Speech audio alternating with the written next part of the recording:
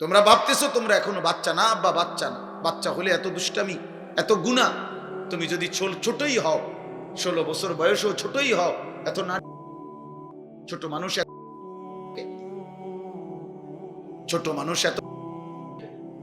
ছোট মানুষ এত নাচ গান দেখে, তুমি তো অসভ্য।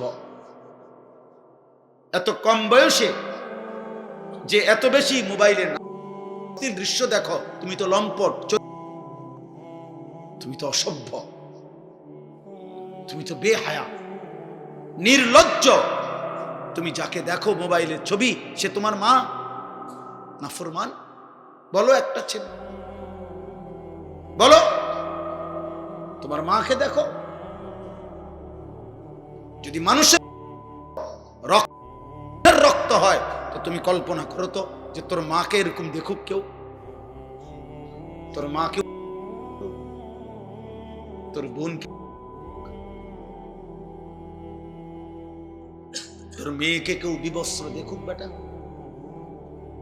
তোর ফুফুকে দেখুক, তোর খালাকে দেখুক, তাহলে তুমি যাকে দেখছো সে কি কারো মা না? সে কি কারো বোন না? সে কারো মেয়ে না? সে কারো ফুফু না? সে কারো খালা না? এজন্য মনে রাখো বাবা, আজকে তোমাদেরকে তোমাদের অভিভাবকরা মনে করছে তোমরা ছোট, আর সেই সুযোগে শয়তান তোমাদেরকে দিয়ে সমস্ত নষ্টামি করায় ফেলছে।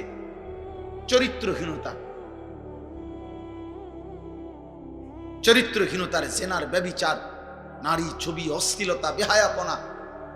গত 2 দিন আগেও পত্রিকা আসছে বাংলাদেশে গত 1 বছরে, গত 10 বছরের চাইতে বেশি, আমি নিজে পড়ছি রিপোর্ট, এইডস আক্রান্ত, মানে যৌন রোগে আক্রান্ত মারাত্মক যেটা মহামারী, HIV আক্রান্ত রোগীর সংখ্যা গত 10 বছরের চাইতে গত 1 বছরে বেড়ে গেছে। এবং উনি লিখছেন যে এর একটি বড় অংশ, রিপোর্টার লিখছেন, বিভিন্ন হসপিটালের জরিপ হিসাব করছেন, এই হসপিটালে চিকিৎসাধীন কয়জন, এর মধ্যে উনি লিখছেন বড় অংশ কিশোর, যুবক না, কিশোর। কিশোর মানে সর্বোচ্চ 13, 14, 15 বছরের ছেলেদেরকে বলবে, যারা এই পরিমাণ অসভ্যতা করছে যে পৌঁছে গেছে এখন মহামারীতে, এইডস আক্রান্ত। এজন্য দোস্ত, একদিন ঘুম ভাঙবে, একদিন তুমি জাগবে। পৃথিবী তোমার অপেক্ষায় বসে থাকবে না। তোমার দাদা তোমার সাথে মরবে না, তোমার আগে মরে যাবে। তোমার আব্বা তোমার সাথে মরবে না। ওই যে দেখেন, ওই বেয়াদব দেখেন, ওই 2 বেয়াদব চুরি করে, মানে এমন গাদ্দার, যে গাদ্দারের কথা হইল আমি শুনবো না, তোমার মতো হুজুর না, তোমার আব্বা বললো আমি শুনবো, আমি ছবি উঠাবো। আরে বেয়াদব, উঠে গেলে ভালো, এত রাত হয়েছে ঘুমায় যাও বাবা, অথবা গিয়ে বাইরে অন্য ছবি দেখো।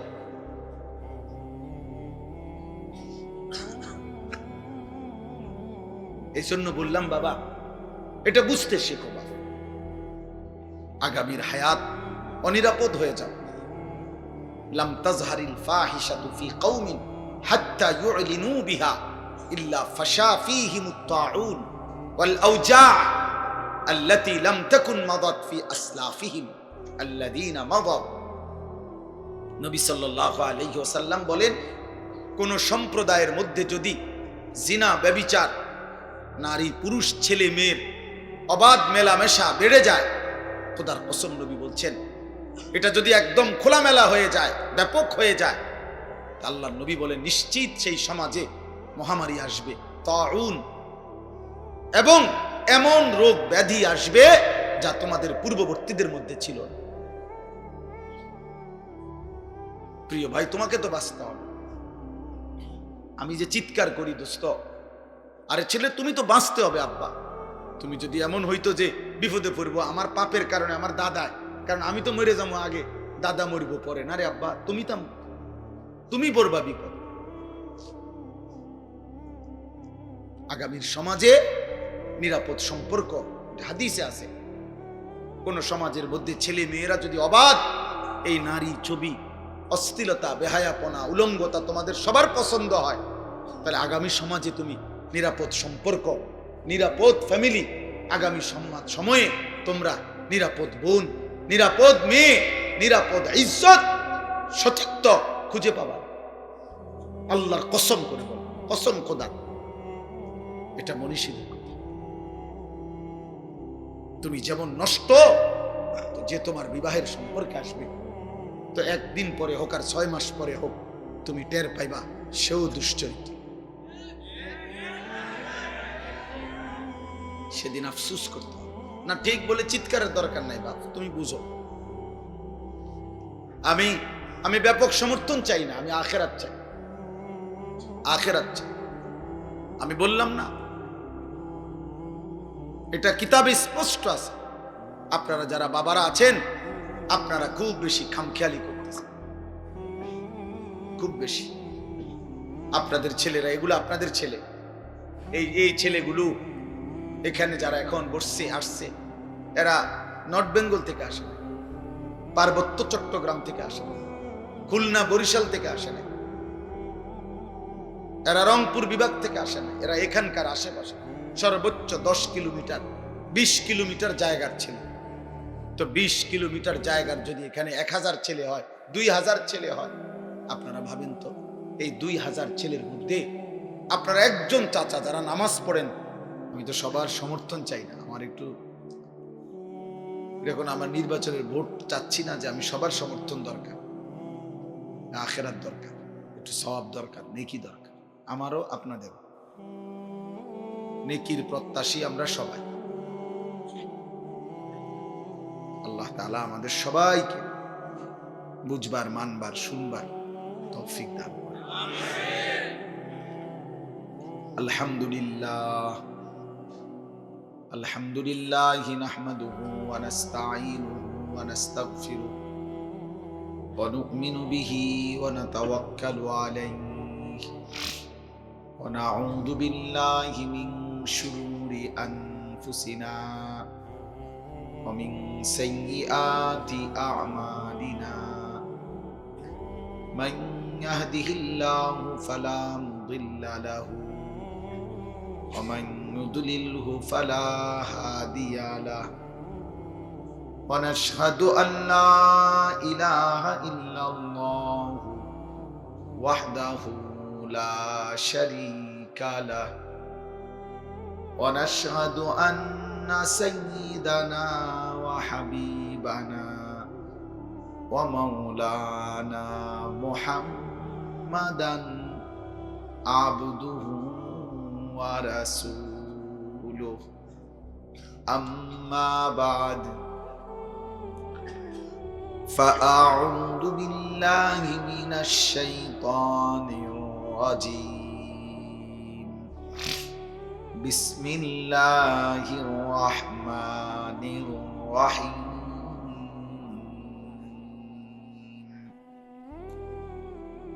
وقالوا أإذا ضللنا في الأرض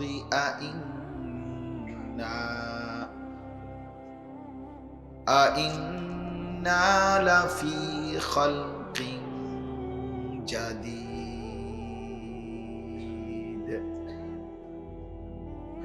بل هم بلقاء ربهم كافرون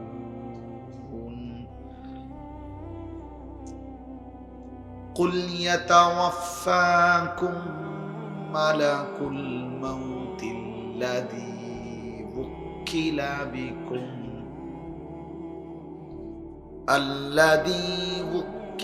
بكم ثم إلى ربكم ترجعون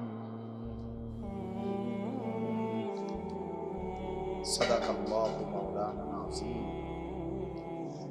وقال نبينا صلى الله عليه وسلم أكثروا ذكر هادم اللذات اللهم صل على محمد وعلى آل محمد كما صليت على إبراهيم وعلى آل إبراهيم إنك حميد مجيد اللهم بارك على محمد وعلى آل محمد كما باركت على إبراهيم وعلى آل إبراهيم إنك حميد مجيد سبحانك لا علم لنا إلا ما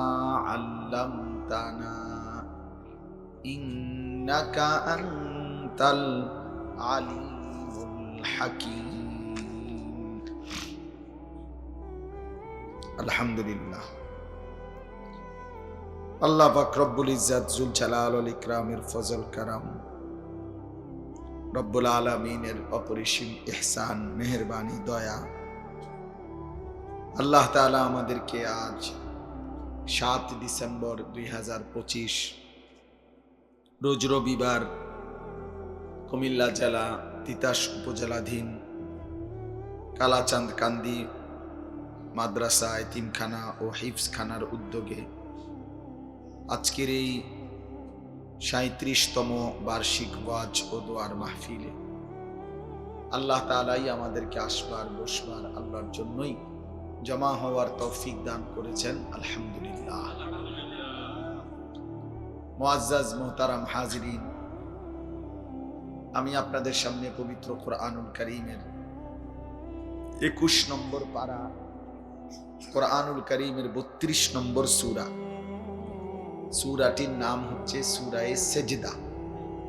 আস-সাজদা, আমরা যে নামাজের মধ্যে সেজদা দেই, এই সেজদা, এই সূরার 10, 11 এই দুইটি আয়াত এই মাত্র তেলাওয়াত করেছি। স্বাভাবিকভাবে আমার উদ্দেশ্য পরের 3টা আয়াতের তর্জমা সহ 5টা আয়াতের তর্জমা করব ইনশাআল্লাহ।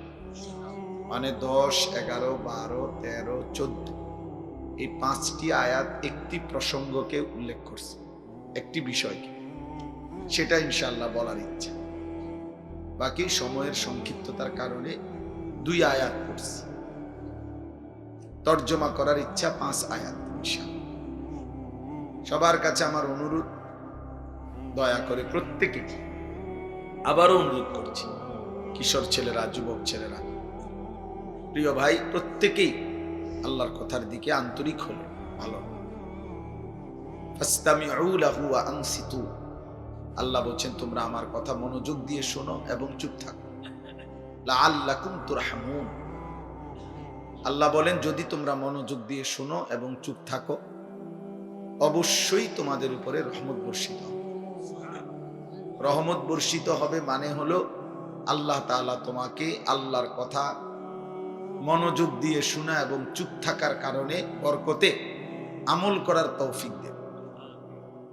দোস্ত, এটা একটা গুরুত্বপূর্ণ বিষয় ছোট বড় সবার জন্য, যে আমাদের দিলের মধ্যে আমলের আগ্রহ, ইবাদত, নামাজ, বন্দিগি, আল্লাহর হুকুম মানার মত প্রেরণা আসা, অনেক বড় নিয়ম, অনেক বড় আল্লাহর একটা নিয়ম, যে আমার দিলের মধ্যে নামাজের আগ্রহ আসছে, আখিরাতের আগ্রহ তৈরি হচ্ছে। আল্লাহ যাকে দয়া করেন তিনি তাকে দান করেন। আল্লাহু ইয়াজতাবি ইলাইহি মান ইয়াশা, কোরআনুল কারীমের মধ্যে আছে, আল্লাহ তাআলা বলেন আল্লাহ যাকে চান তিনি তাকে নিজের দিকে টেনে নিয়ে আসেন, টেনে নিয়ে আসেন। ওয়া ইয়াহদি ইলাইহি মান ইউনীব, আর আল্লাহ বলেন আল্লাহ যাকে চান, যেই আল্লাহর দিকে একটু ঝুঁকে আগ্রহ দেখায়, আল্লাহ তাআলা নিজে তার চাইতে বেশি এগিয়ে হেদায়েত দিয়ে থাকে। তাহলে কখনো আল্লাহ তাআলার এমন ইচ্ছা হয় যে একদম উল্টা পথ থেকে আল্লাহ টেনে ঈমান ইসলামের দিকে নিয়ে আসছে।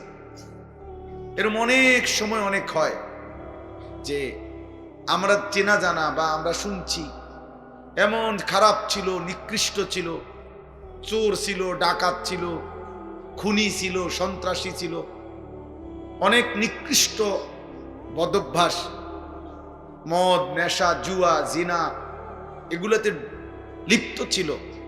কিন্তু মালিকের ইচ্ছা হইছে কোনো এক প্রেক্ষাপটে, কোনো এক পরিস্থিতিতে, কোনো কারণে আল্লাহর ইচ্ছা হইছে যে আল্লাহ তাকে একদম উল্টায়া পাক্কা ইমানদার বানায় দিয়েছে। এটা আল্লাহর ইচ্ছা, আল্লাহর ইচ্ছা, আল্লাহর ইচ্ছা। আবার এমন অনেক আছে যে একটু আগ্রহ দেখাইছে, এক ফোঁটা চোখের পানি ফেলছে, একটু মনোযোগী হইছে আল্লাহর কথার প্রতি, আল্লাহ ভালোবেসে তাকে আল্লাহর পথে হেদায়েত দিয়ে দিছে, হেদায়েত দিছে। এজন্য অপেক্ষায় থাকতে হয়, আল্লাহর দিকে ফিরে থাকতে হয়। ঝিনুক অনেক দিন খোলা থাকে, কোনো একটা বৃষ্টির ফোঁটা পানি পড়বে আল্লাহর কুদরতে, তো নির্দিষ্ট একটি বৃষ্টির পানির ফোঁটা ঝিনুকের মধ্যে যখন পড়ে, আল্লাহর কুদরতে ওই ঝিনুক মুখ বন্ধ করে ফেলে, পরবর্তীতে ওই ফোঁটা বৃষ্টির পানি থেকেই হীরামণি মুক্তা তৈরি হয়। এজন্য অপেক্ষায় থাকতে হয়, অপেক্ষা সব সময়। তোমরা কিশোর ছেলেরা, বয়স্ক বাবা, আপনারা, মসজিদের ইমাম সাহেব বলুক, আপনাদের এলাকার আলেম বলুক, বক্তা বলুক, আপনার প্রথম দায়িত্ব এই দুইটা: মনোযোগ দিয়ে শোনা এবং চুপ থাকা, আন্তরিক হওয়া, আগ্রহ দেখানো আল্লাহর কথার প্রতি। কোনো বক্তার সুর ভালো, কোনো বক্তার টান ভালো, কোনো বক্তার হুঙ্কার ভালো, চিৎকার ভালো, কেউ কায়দা কায়দা বললে ভাল লাগে, কেউ হাসাইলে ভালো লাগে, এগুলো কোনো কথা না। এগুলো দিয়ে আপনার কি আসে যায়? অমকের সুর ভালো, বক্তার তো ঠিক আছে, ওনার সুর ভালো, তো আমনের কি? কথা বোঝেন নাই? অমুক বক্তা হাসাইলে ভালো, তো উনি না হাসায়, তো আমনের কি? অমকে চিৎকার দিয়া বললে ভাল লাগে, হ্যাঁ তো ভাল লাগে বুঝলাম, উনি চিৎকার দেয়, তো আপনার কি? তা এগুলো তো কোনো বিবেচ্য বিষয় না। আখিরাতের বিবেচনায় জনপ্রিয়তা কিছুই না। পরকালের দৃষ্টিকোণে পরিচিতি, এই জনপ্রিয়তার কোনো অর্থ নাই, 2 পয়সার কোনো ফায়দা নাই। অকুল্লুহুম আতিহি ইয়াউমাল কিয়ামাতি ফারদা, আল্লাহ বলেন সকলেই কিয়ামতের দিন আল্লাহ তাআলার সামনে আসতে হবে একজন একজন, আমাকে আমার হিসাব দিতে হবে। আরে ভাই কথা বলো না, কথা বলছো কেন? বললাম তো যার অসুবিধা হয় চলে যাও ভাই। জি, তাইলে এটা জরুরি। আপনাদের যাদের আগে মনে আছে, তা আমি তো এই মাহফিলে আরো অনেকবার বয়ান করছি, তো এর চাইতে কম মানুষের সামনে আমি বয়ান করি নাই, তো খালাস, অসুবিধা কি? আজ বেশি হইছে, আজ কম হইছে, এটা কোনো বিষয়। কোন মাহফিলের সফলতা এটা নয় যে মানুষে কইল সকালে যে হ্যাঁ লোক হইছে, হ্যাঁ তো লোক হইছে, মনে করেন এখন তো লোক হইছে, এই যে চারিদিকে লোক হইছে, হ্যাঁ তখন কি হইছে? লোক হইছে, আর তো এখন হইছেটা কি? আমাদের সবার কবর রাজা মাফ হয়ে গেছে নাকি? আমাকে পূর্বপুরুষ যারা কবরে বেশি লোক হওয়ার কারণে সবার কবর রাজা মাফ, তো বক্তা সাহেবের কবর রাজা মাফ, তো কি হইছেটা কি? এটা দ্বারা হইলটা কি? অতএব এটা কোনো বিষয় না। বিষয় হলো আমি কিছু গ্রহণ করলাম কিনা, আমার মধ্যে কোনো উপলব্ধি আসলো কিনা, আমার মধ্যে আল্লাহর রহমত আসলো কিনা, যে হায় বান্দা আর কতকাল গুনাহ আর নাফরমানির মধ্যে থাকবে। কোরআন শরীফে আছে আল্লাহ তাআলা কোরআনুল কারীমের একটা সূরার মধ্যে 11 বার একটা কথা বলছেন, ওয়াইলুন ইয়াউমাইদিল লিল মুকাদ্দিবিন। আল্লাহ বলছেন প্রত্যেক মিথ্যাবাদী, নাফরমান, পাপী, মনে রেখো সেদিন আখিরাতে মিথ্যাবাদী, পাপী, নাফরমানদের জন্য রয়েছে জাহান্নাম। এই কথাটা এক সূরাতে আল্লাহ 11 বার বলার পর কথা শেষ করছে, শেষ কথাটা আল্লাহ তাআলা বলছে ফাবিআইয়ি হাদিসিন বাদাহু ইউমিনুন। আমার বান্দা বলো তো আমি আল্লাহ এরপরে আর কেমনে বললে, কি বললে তুমি বিশ্বাস করবে? আল্লাহ নিজে বলছে ফাবিআইয়ি হাদিস, এরপরে আমি কি বলতাম? এরপরে বান্দা আমি আর কিভাবে বলতাম? আমি আল্লাহ জাহান্নামের এত বিস্তারিত বর্ণনা কোরআনে দিলাম, জান্নাতের এত বিস্তারিত বর্ণনা কোরআনে দিলাম, আখিরাতের এত বর্ণনা কোরআনে দিলাম, কিয়ামতের এত কথা কোরআনে বললাম, পূর্ববর্তী বহু জাতি ব্যক্তির ঘটনা বলি আমি কোরআনে বর্ণনা করলাম যে আমার অনুগত হলে কি হয়, আমার অবাধ্য হলে কি হয়। ফেরাউনের কথাও আমি কোরআনে উল্লেখ করছি, ইউসুফ আলাইহিস সালামের কথাও আমি কোরআনে উল্লেখ করছি। আনুগত্যের পুরস্কার কি, আমার অবাধ্যতার পরিণতি কি, সেই নূহ আলাইহিস সালামের কওম থেকে আমি আল্লাহ যুগে যুগে কত জাতি কত ব্যক্তিকে আমার নাফরমানির কারণে ধ্বংস করে দিছি, কত জাতি কত ব্যক্তিকে আমার আনুগত্যের কারণে সম্মানিত করেছি। এগুলো আমি কোরআনে বলেছি। আমি জাহান্নামের বিস্তারিত বর্ণনা দিয়েছি, জান্নাতের কথা আমি আল্লাহ বলেছি, আমার রসুলকে আমি কেন পাঠাইছি সেটা আমি বলছি, আমার আদেশ কি আমি বলছি, আমার নিষেধ কি আমি বলেছি, আমি তোমাকে কেন বানাইছি তাও বলছি, আমি তোমার কাছে কি চাচ্ছি তাও বলছি, আমি তোমাকে আখিরাতে কি দেব তাও বলেছি, দুনিয়া তুমি কিভাবে চলবা তার বিধিবিধানও আমি বলে দিয়েছি। তো আল্লাহ যেন বলে বান্দা আর আমি কি বলবো, তবুও কেন জাহান্নামী হইল? এর জন্য কিয়ামতের দিন যেন আল্লাহ তাআলা জিজ্ঞেস করবে, বান্দা বলো বান্দা কেন জাহান্নামী হইল? কি জিনিস ছিল না তোমার? তুমি কি শুনো নাই আমি তোমার রব আল্লাহ? তুমি কি শুনো নাই তোমার নবী মুহাম্মদুর রাসূলুল্লাহ সাল্লাল্লাহু আলাইহি ওয়াসাল্লাম? তুমি কি শুনো নাই তোমার কিতাব কোরআন? তুমি কি শুনো নাই তোমার ধর্ম ইসলাম? তাহলে তুমি একবারও ভাবলে না কেন? একবারও চিন্তা করলে না কেন? প্রিয় ভাই, প্রিয় ছেলেরা, তোমরা ছোট না, 14 বছর 16 বছর বাবা ছোট না। 16 বছরের সাহাবী যুদ্ধের সেনাপতি ছিলেন। 17 বছরের মুসলমান সেই আরব থেকে এসে এই ভারতীয় উপমহাদেশে সর্বপ্রথম হিন্দু রাজা সিন্দুর দাহির পরাজিত করে সর্বপ্রথম ইসলামের পতাকা রাজপ্রাসাদে, যিনি হিন্দু রাজার প্রাসাদে সর্বপ্রথম কালেমার পতাকা উড়াইছেন, তিনি 17 বছর বয়সী যুবক ছিলেন, মুহাম্মদ ইবনে কাসেম রাহমাতুল্লাহ। গোটা আফ্রিকা যিনি বিজয় করেছেন তিনি 22 বছরের যুবক ছিলেন, উকবা ইবনে নাফি রাদিয়াল্লাহু তাআলা। তোমরা ছোট না।